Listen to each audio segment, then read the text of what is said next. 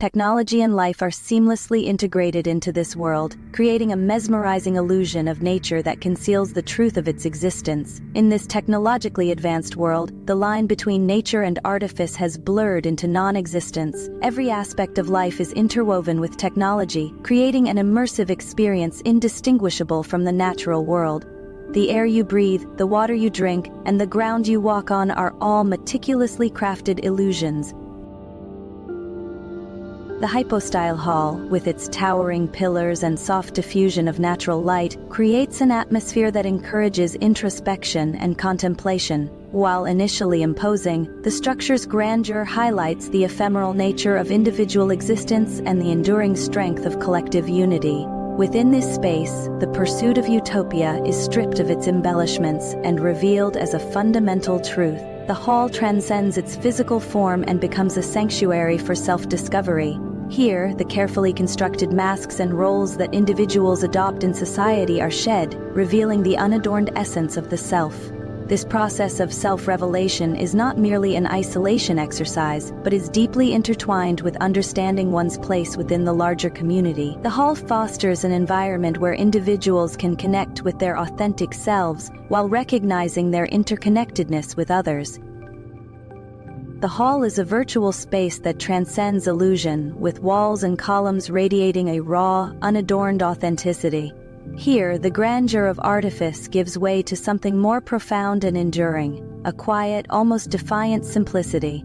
The stark geometry and unembellished surfaces serve as a rebuke to excess, revealing that true power lies not in consumption, but in the sense of timelessness. This is where the inner eye finds rest, and the mind is drawn not to the spectacle but to the quiet authority of the structure itself. In a world consumed by extravagance, it becomes an imagined sanctuary of honesty, a refuge of silence, a time of no change where illusions are pleasantly ignored. The Hypostyle Hall no longer needed to exist in form. Its presence alone was enough. The pillars no longer held weight, nor did the walls contain space. In this boundless silence, Ishana felt the shedding of time itself. Her pulse slowed, synchronizing with something more ancient than memory, more constant than breath. The illusion of movement, progress, and decay collapsed into a singular, unchanging moment. She stepped forward, yet there was no distance to cross. The hall existed within her now, not as architecture but as knowing.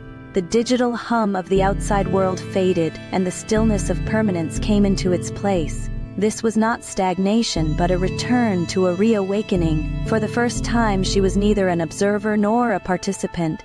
She simply was. Ishana stood at the heart of the Hypostyle Hall, where silence spoke a language beyond words. As she stepped beyond its pillars, the world's hum faded, replaced by the pulse of something ancient. Her stillness became a beacon, drawing others to pause, listen, and remember. One by one, they slowed. In the quiet, they heard what had always been there. Within themselves, they could listen to the rhythm of rain, the breath of leaves, the distant hum of unseen wings. Yet they had to confront the disconnection woven into their lives to hear this silence. Some resisted, clinging to the noise of their world, but others stood still, sensing a deeper belonging, not to the artifice of their utopia, but to the eternal weave of life itself. Slowly, the community shifted. Simulated gardens gave way to wild growth, and stone pathways invited footsteps over digital illusion. We stand within a sanctuary where those who listened could awaken to the timeless self within. In the quiet aftermath of a self-inflicted revelation, Ishana stands at a crossroads.